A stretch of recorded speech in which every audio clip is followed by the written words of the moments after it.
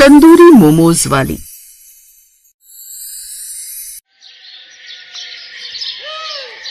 रोज की तरह आज भी गीता ने तंदूरी मोमोज का ठेला लगाया था। वो बहुत अच्छे तंदूरी मोमोज बनाती थी। उसकी खुशबू से लोग तंदूरी मोमोज खाने के लिए खींचे चले आते थे। आज भी तंदूरी मोमोज की खुशबू सूंघकर दो लड़के आए और बोले, दीदी आपके तंदूरी मोमोज की खुशबू तो दूर दूर तक फैलती है। जो ना खाना चाहे वो भी खिंचा चला आता है। जरा मुझे भी एक प्लेट तंदूरी मोमोज लगा दो। हाँ हाँ भैया, क्यों नहीं, मैं अभी आपके लिए तंदूरी मोमोज लगा देती हूँ। ये कहकर गीता ने दोनों के लिए तंदूरी मोमोज लगा दिए। लड़कों ने तंदूरी मोमोज खाया और गीता की बहुत तारीफ की। दूसरा लड़का बोला, आपके हाथों के बनाए हुए तंदूरी मोमोज का कोई जवाब नहीं है। इतने स्वादिष्ट तंदूरी मोमोज तो मैंने कहीं खाया ही नहीं। वैसे दीदी आपने इतने स्वादिष्ट तंदूरी मोमोज बनाना कहाँ से सीखा? भैया मेरी माँ बहुत अच्छे से तंदूरी मोमोज बनाती थी, बस मैंने उन्हीं से बनाना सीखा था। लेकिन अब वो इस दुनिया में नहीं रही। ये तो बहुत बुरा हुआ दीदी। अच्छा दीदी अब हम चलते हैं, फिर आएंगे आपके तंदूरी मोमोज खाने। ऐसा कहकर वो लड़के चले जाते हैं। ऐसे ही समय बीत रहा था और गीता का तंदूरी मोमोज का ठेला बहुत अच्छा चल रहा था। एक दिन शहर से गंगा नाम का एक लड़का उस गांव में घूमने आया। गंगा ने देखा कि गीता के तंदूरी मोमोज बहुत अच्छे बिक रहे हैं। ये देखकर गंगा ने सोचा, अरे वाह, इस लड़की के तंदूरी मोमोज के ठेले पर कितनी भीड़ है और पूरे बाजार में केवल एक ही तंदूरी मोमोज का ठेला है। शहर में तो मोमोज बेचकर मुझे कुछ अच्छा फायदा होता नहीं है। क्यों ना मैं ऐसी गांव में तंदूरी मोमोज का ठेला लगा लूं। क्या पता इस लड़की की तरह मेरा भी तंदूरी मोमोज का ठेला बहुत अच्छा चल जाए। शहर में गंगा के मोमोज बिक नहीं रहे थे, लेकिन गांव में उसके तंदूरी मोमोज गीता के तंदूरी मोमोज की तरह बिकेंगे। बस यही सोचकर अगले दिन गंगा शहर से तंदूरी मोमोज बनाने का सारा सामान ले आता है। किराए से लेकर एक तंदूरी मोमोज का ठेला लगा लेता है। साथ ही बोर्ड बनाकर लिख देता है, शहर के तंदूरी मोमोज अब गांव में भी। तभी वहाँ से कुछ लोग जा रहे होते हैं और जब उनमें से कुछ लोग उसका बोर्ड पढ़ते हैं तो उनमें से एक औरत उस बोर्ड को देखकर कहती है, देख रही है नहीं तू, शहर से कोई तंदूरी मोमोज वाला आया है।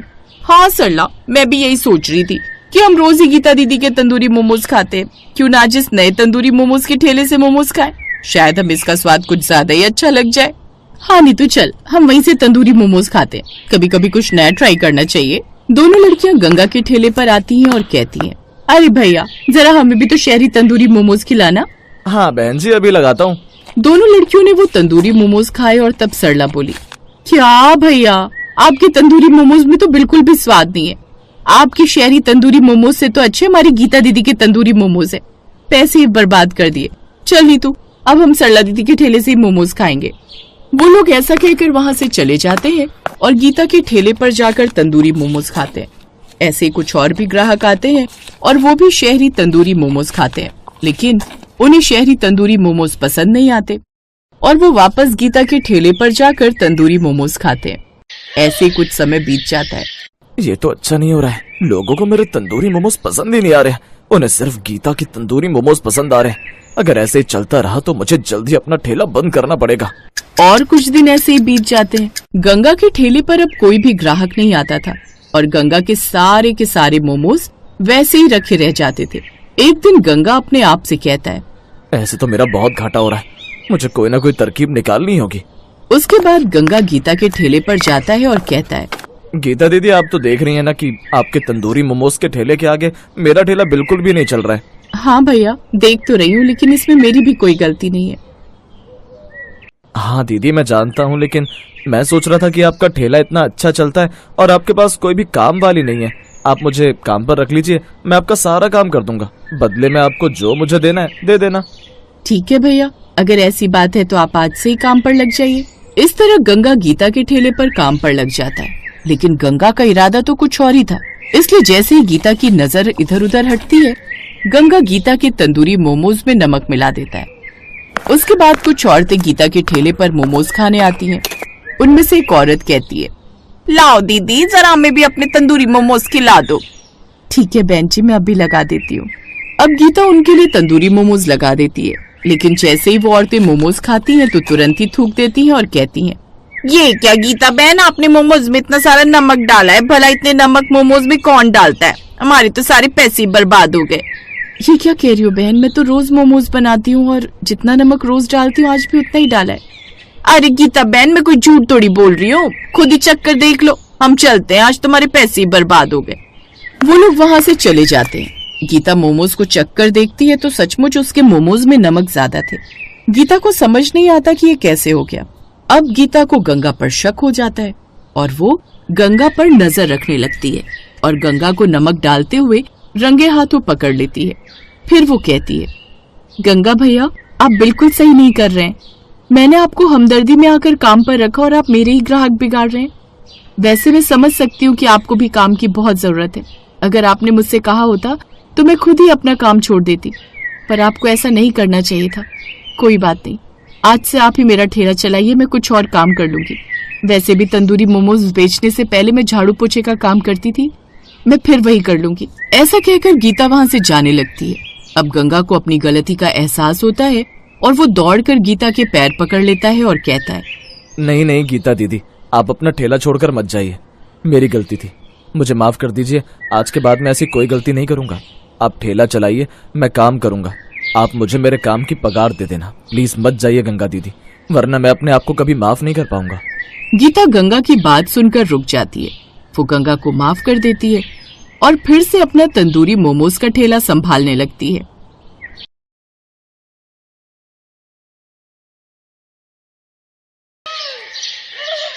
चंदन के कुरकुरे मोमोज का ठेला बहुत बढ़िया चल रहा था।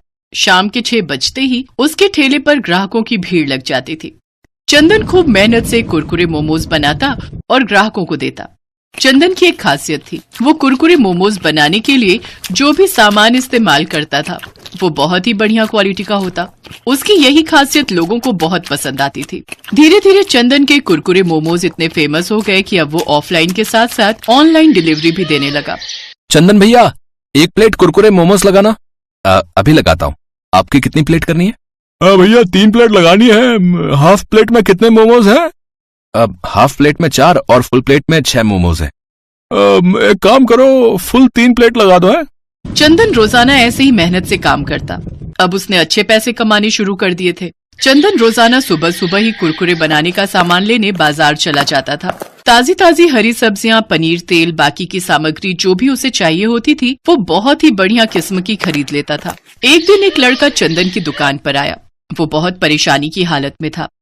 भैया कोई काम दे दो, मैं बहुत बीमार हूँ, मुझे पैसे की बहुत जरूरत है। इस शहर में नया आया हूँ, बहुत लोगों से काम मांगा पर किसी ने भी काम नहीं दिया। तुम्हारे बारे में यहाँ के लोगों से सुना था। भैया मैं मेहनत से काम करूंगा, तुम्हारे यहाँ काम करके मुझे 2 वक्त की रोटी मिल जाएगी और मेरी बूढ़ी माँ भूखी भी नहीं रहेगी। फटे हाल कपड़ों में रोते हुए लड़के को देखकर चंदन को दया आ गई। चंदन को वैसे भी किसी लड़के की जरूरत थी जो काम में उसकी मदद कर सके। ठीक है, तुम मेरे पास काम कर सकते हो, लेकिन काम पूरी ईमानदारी से करना। तुम्हारी किसी भी गलती के कारण मेरे ठेले का नाम खराब नहीं होना चाहिए। नहीं नहीं भैया, आप चिंता मत करो, मैं पूरी मेहनत से काम करूंगा। चंदन रघु नाम के उस लड़के को अपने ठेले पर काम दे देता है। रघु के आ जाने से चंदन को बहुत सहारा मिल गया। चंदन जब बाजार जाता तो रघु को भी अपने साथ ही ले जाता। धीरे धीरे रघु चंदन के साथ रहकर सारा काम सीख गया। अरे वाह रघु, तू तो बहुत बढ़िया कुरकुरे मोमोज बनाने लगा है। मास्टर हो गया तू तो अब। चंदन भैया सीखा तो आपसे ही है ना। उस दिन जरूरत पर आप मेरी मदद ना करते तो आज मैं और मेरी माँ दर दर की ठोकरें खा रहे होते। रघु जो मेहनत करते हैं, ईमानदारी से काम करते हैं, उन्हें भगवान कभी भूखा नहीं रहने देते। तुम ईमानदारी के रास्ते पर चलोगे तो हमेशा सफलता ही मिलेगी। चल अब जल्दी जल्दी मोमोज की प्लेट लगा, ग्राहक खड़े हैं। हम यूं ही बातों में लगे रहे तो ग्राहक वापस लौट जाएंगे। अरे भैया ऐसा कैसे हो सकता है कि आपके ठेले से कोई ग्राहक बिना मोमोज खाए ही वापस लौट जाए। ये लीजिए भैया, आपकी 2 फुल प्लेट। नमस्ते चंदन भैया, कैसे हो? मैंने तुझे मना किया था ना, मेरे ठेले के आसपास भी मत फटकना। फिर तू यहाँ क्या करने आया? अच्छा, तो नया लड़का रख लिया, बहुत सही है। मुझे तो तुमने काम से निकाल दिया, जबकि मेरी कोई गलती भी नहीं थी। क्यों? तूने कुरकुरे मोमोज बनाने के लिए पुराना पनीर इस्तेमाल नहीं किया था? तेरे कारण मेरे कितने ग्राहक छूट गए। बेईमानी करने वालों की यहाँ कोई जगह नहीं है। मैंने तेरे साथ सही किया। अभी काम का टाइम है, अभी जा यहाँ से। अरे 1 प्लेट कुरकुरे मोमोज तो खिला दो, पैसे दे रहा हूँ, मुफ्त में नहीं खा रहा। रघु, इसे कुरकुरे मोमोज की प्लेट बनाकर दे दे, खाकर चला जाएगा। उस लड़के का नाम रमेश था। वो बहुत बेईमान था। कुछ समय पहले वो चंदन के ठेले पर नौकरी करता था, पर उसने बेईमानी की और चंदन को बाजार से मिलावटी सामान लाकर दिया, जिस कारण चंदन के मोमोज का स्वाद बदल गया और उसके काफी ग्राहक छूट गए। चंदन ने एक बार फिर से अपनी मेहनत और लगन से कुरकुरे मोमोज बनाए। आज फिर उसका काम अच्छा चल रहा था, क्योंकि उसके पास रमेश जैसा बेईमान नौकर नहीं था। रमेश कुरकुरे मोमोज खाकर चला जाता है। अगले दिन चंदन काम पर थोड़ा देर से आया। इतनी देर में रघु ठेला तैयार कर चुका था। अरे घर में आज गांव से माँ बाबूजी आए हैं, बस इसी चक्कर में सारे काम लेट हो गए। तुमने सब कुछ तैयार कर लिया ना? हाँ भैया, मैंने मोमोज तैयार कर लिए हैं, बस आपका ही इंतजार कर रहा था। भैया, ये सुबह जो सामान लाया था उसके पैसे बच गए थे, ये रख लो। अच्छा, ला दे। चंदन भैया, 2 प्लेट कुरकुरे मोमोज लगा दो। अभी लगाता हूँ भैया। तभी ग्राहक मोमोज खाते ही गुस्से में चंदन पर भड़कने लगा। क्या बात है चंदन भैया, कुरकुरे मोमोज बनाने भूल गए हो क्या? कैसा सा स्वाद है ये? मोमोज तो कड़वे हैं। कड़वे मोमोज? ऐसा कैसे हो सकता है? मैं देखता हूँ, ऐसी गलती तो कभी नहीं होती। चंदन जैसे ही मोमोज का टुकड़ा खाता है वो तुरंत थूक देता है। मोमोज सच में बहुत कड़वे थे। सारे ग्राहक गुस्से में वहाँ से चले गए। उस दिन चंदन का बहुत नुकसान हुआ। रघु, आज तो मोमोज तूने बनाए थे ना, फिर ये कड़वे कैसे हो गए? ये बात समझ में नहीं आ रही। देख, मैं तुझ पर गुस्सा नहीं करूंगा, मुझे सच सच बता कि आखिर ये सब कैसे हुआ। चंदन भैया, मेरा यकीन करो, मैंने वैसे ही मोमोज बनाए जैसे आपने मुझे सिखाए थे। मैं तो सब कुछ ठीक से तैयार कर रहा था, पर 1 मिनट चंदन भैया, जब मैं मोमोज बना रहा था तभी वो रमेश आया था। उसके हाथ में करेले का जूस था। मेरे से पूछ रहा था कि अभी मोमोज बनने में कितना समय है। मैंने कहा कि अभी थोड़ा टाइम लगेगा, तो मुझसे गिलास मांगने लगा। बोला कि जूस थैली में लाया हूँ, गिलास में डालकर करेले का जूस पी लूंगा। कहीं ये गड़बड़ उसी ने तो नहीं की, क्योंकि उसने मेरे सामने जूस पिया नहीं था, और सच कहूं तो मेरा ध्यान भी नहीं गया था। भैया, मुझे इसमें उसी की कोई चाल लगती है।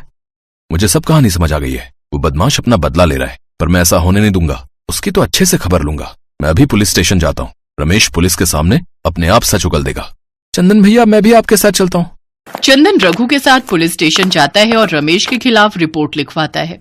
पुलिस के डर से रमेश सब सच उगल देता है कि उसने ही मोमोज के मसाले में करेले का जूस डाला था। चंदन भैया, एक बात पूछूं? जब ग्राहक गुस्से में मोमोज वापस करके गए तो आपने मेरे ऊपर बिल्कुल भी गुस्सा नहीं किया, जबकि वो मोमोज तो मैंने ही बनाए थे।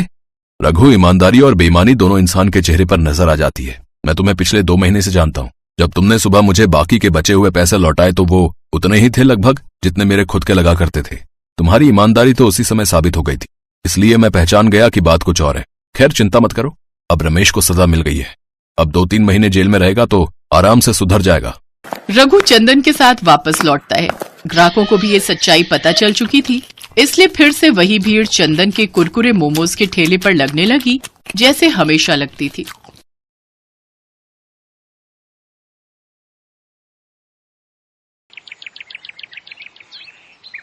रूपाली के पति मोहन का एक गंभीर एक्सीडेंट हुआ, जिसमें वो अपाहिज हो गया।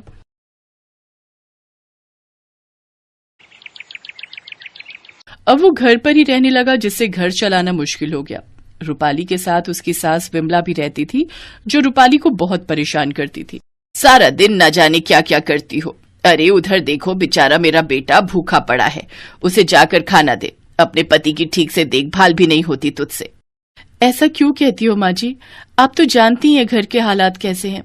कल मंदिर से जो भंडारा मिला था वो मैंने आपको और इन्हें खाने को दे दिया था। मैं तो खुद कल से भूखी हूँ। हैं? तो हमें क्या पता था, हमें लगा तू खाकर आई होगी।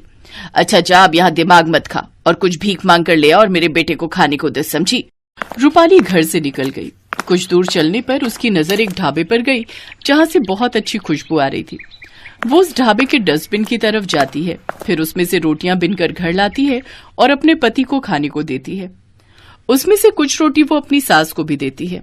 फिर वो अगले दिन उस ढाबे के मालिक से मिलती है। सेठ जी, ये रोटियां कैसे बनाते हो, मुझे भी बताइए ना। वो तो तुम यहाँ काम करके सीख सकती हो। वैसे भी मुझे यहाँ काम वाली की जरूरत है, लेकिन हाँ, कुछ पैसे नहीं मिलेंगे, बस दिन की 6 रोटी मिलेंगी, समझी? और जब तुम काम सीख जाओगी तो कुछ पैसे भी दे दूंगा। अब रूपाली सेठ के यहाँ साफ सफाई और तंदूरी रोटियां बनाने का काम करने लगती है।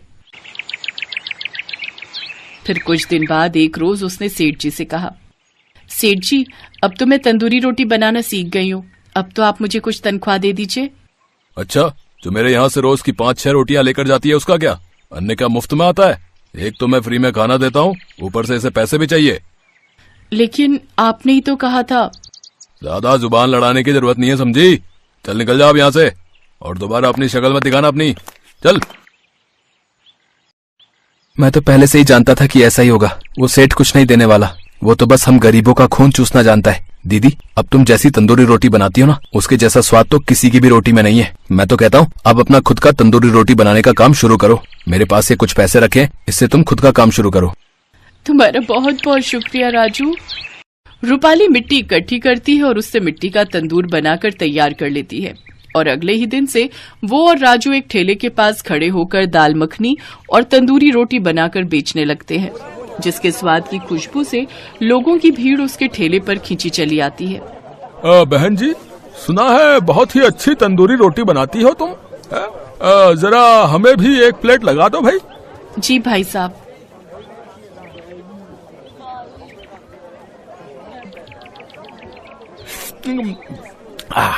भाई वाह, लाजवाब, क्या स्वाद है इसमें। आहा, मजा ही आ गया। वाह वाह वाह वाह। अब तो आसपास के गांव से भी लोग उसके ठेले पर आने लगते हैं। राजू और रूपाली दोनों मिलकर खूब मेहनत करते हैं और उन्होंने खुद का एक ढाबा खोल लिया। इस तरह रूपाली के सारे दुख अब खत्म हो चुके थे और अब वो अपनी जिंदगी में बहुत खुश थी।